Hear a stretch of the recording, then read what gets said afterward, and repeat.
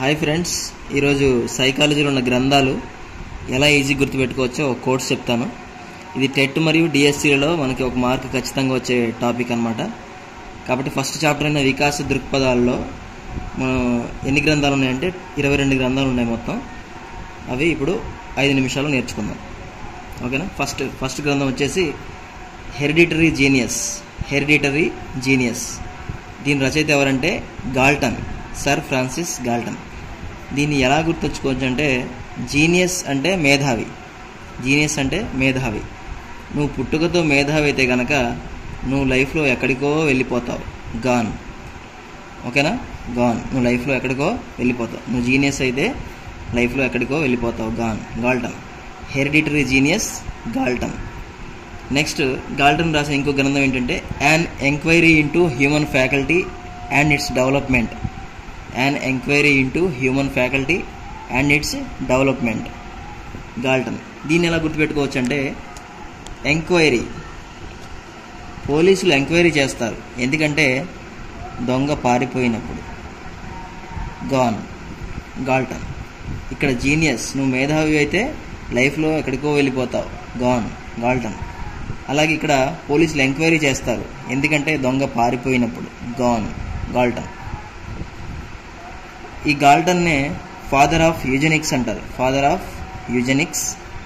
మరియు మానవ మితి పరిశోధనశాలని స్థాపించింది కూడా Galton. Father of eugenics Galton, మానవ మితి పరిశోధనశాలను స్థాపించింది కూడా గాల్టన్. Next behaviourism. ఈ గ్రంథ రచయిత ఎవరంటే జేబీ వాట్సన్. దీన్ని ఎలా గుర్తుపెట్టుకోవచ్చు అంటే behaviourism, JB Watson, B for behaviourism అని గుర్తుపెట్టుకోవచ్చు. లేదంటే వాట్సన్ అని ఆస్ట్రేలియా క్రికెటర్ ఉన్నాడు, ఆ వాట్సన్ యొక్క బిహేవియర్ బాగా లేదు అని గుర్తుపెట్టుకోవచ్చు, ఓకే. Next educational determinism.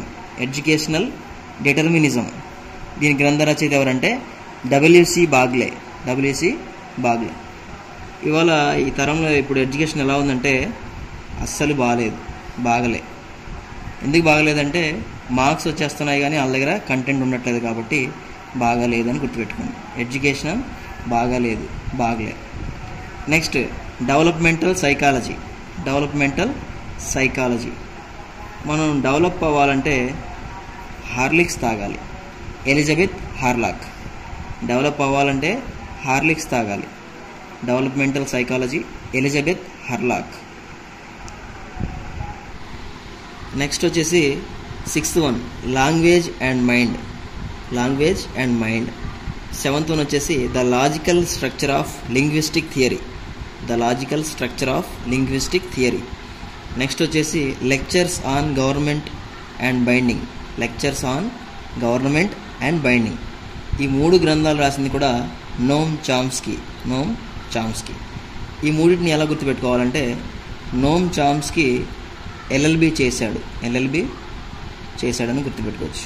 ఇక్కడ ఎల్ఎల్బి అంటే ఏంటంటే L for language and mind, L for linguistic, B for binding. ఈ 3 పదాలు ఎక్కడ కనబడినా సరే మనం నోమ్ చామ్స్కీ అని చాలా కాన్ఫిడెంట్గా ఆన్సర్ పెట్టవచ్చు. అయితే ఈ లాంగ్వేజ్తో పాటు ఇక్కడ ఏముండాలంటే పక్కన మైండ్ కూడా ఉండాలి, లాంగ్వేజ్ అండ్ మైండ్. తర్వాత లింగ్విస్టిక్ అనే పదం ఎక్కడ కనబడినా, ఏ గ్రంథంలో కనబడినా మనం వెంటనే నోమ్ చామ్స్కీ అని ఆన్సర్ చేయొచ్చు.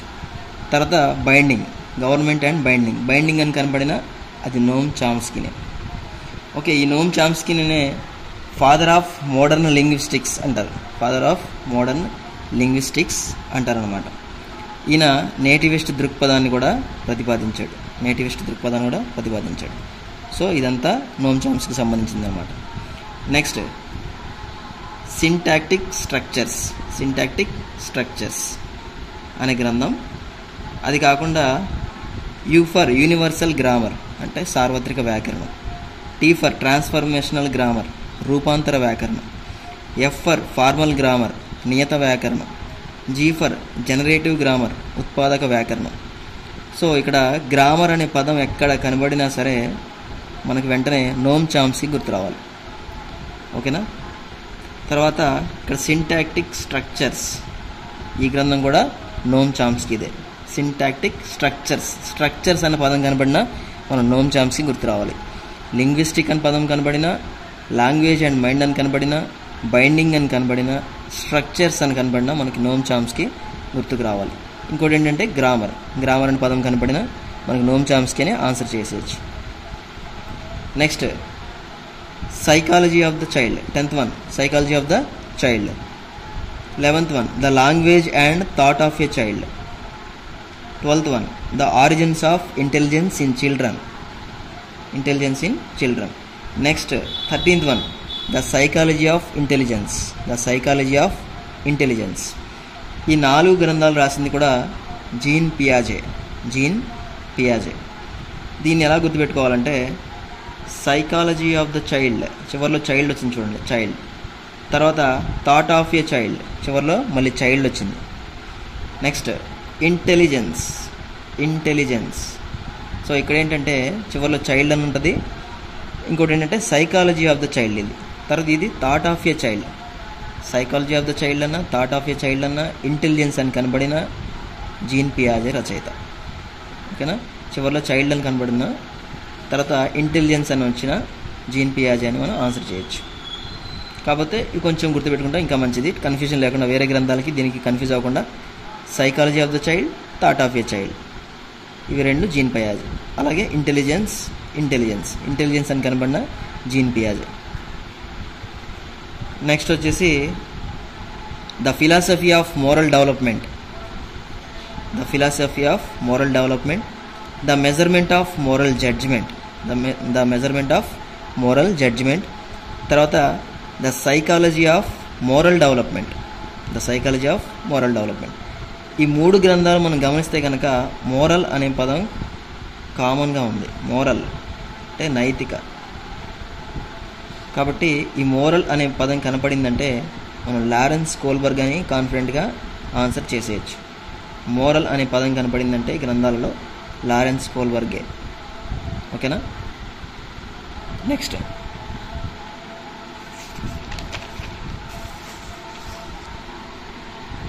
17th one client centred therapy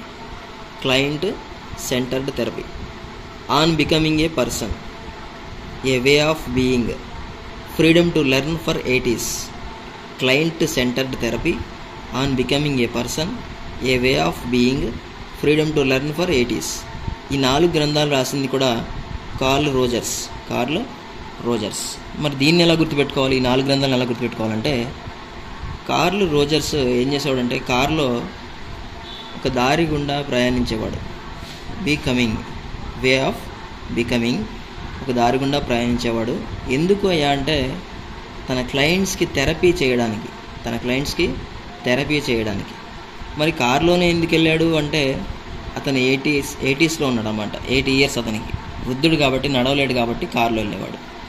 so curl Rogers ఒక దారి గుండా, ఏ వే గుండా కమింగ్, ఒక దారి గుండా క్లయింట్స్కి థెరపీ చేయడానికి వెళ్ళేవాడు. ఎందుకు కారులోనే వెళ్ళేవాడు అంటే అతను 80 years అనమాట అతనికి, కాబట్టి వృద్ధుడు కాబట్టి నడవలేడు కాబట్టి కారులో వెళ్ళేవాడు. సో ఈ 4 గ్రంథాలు ఇలా కవర్ అయిపోతాయి. Client centred therapy on becoming a person, A way of being, freedom to learn for 80s. ఈ విధంగా కార్ల్ రోజర్స్ గ్రంథాలు ఈజీగా గుర్తుపెట్టుకోవచ్చు. నెక్స్ట్ వచ్చేసి చైల్డ్హుడ్ అండ్ సొసైటీ. తర్వాత the stages of psychological development. ఈ 2 గ్రంథాలు రాసింది ఎరిక్ ఎరిక్సన్ అనమాట. సో దీన్ని కూడా ఒక కోడ్ ద్వారా గుర్తుపెట్టుకోవచ్చు ఈజీగా. ఎలా అంటే మనం సొసైటీలో సైకలాజికల్గా డెవలప్ అవ్వాలంటే ఈగో వదిలేసి ఎరిక్ ఎరిక్సన్ దగ్గరికి వెళ్ళాలి. సొసైటీలో మనం సైకలాజికల్గా డెవలప్ అవ్వాలంటే మన ఈగో వదిలేసి ఎరిక్ ఎరిక్సన్ దగ్గరికి వెళ్ళాలి. ఇది కోడ్ అనమాట. సో సొసైటీలో అంటే ఇక్కడ మనం చైల్డ్హుడ్ అండ్ సొసైటీ కవర్ అయిపోతుంది. తర్వాత సైకలాజికల్గా డెవలప్ అంటే psychological development, stages of psychological development అవ్వాలంటే ఈగో వదిలేసి. ఈ ఈగో అనే పదం మనం ఎందుకు వాడామంటే ఈయన ఈగో సైకాలజిస్ట్, అహం మనోవిజ్ఞాన శాస్త్రవేత్త అనమాట. ఈగో సైకాలజిస్ట్ కాబట్టి మనం ఈగో అనే పదాన్ని వాడాం అన్నమాట. ఈగో వదిలేసి ఎరిక్ ఎరిక్సన్ దగ్గరికి వెళ్ళాలి. సో ఈ విధంగా మనం ఈజీగా గుర్తుపెట్టుకోవచ్చు అనమాట. ఈ 22 గ్రంథాలు ఈజీగా గుర్తుపెట్టుకోవచ్చు.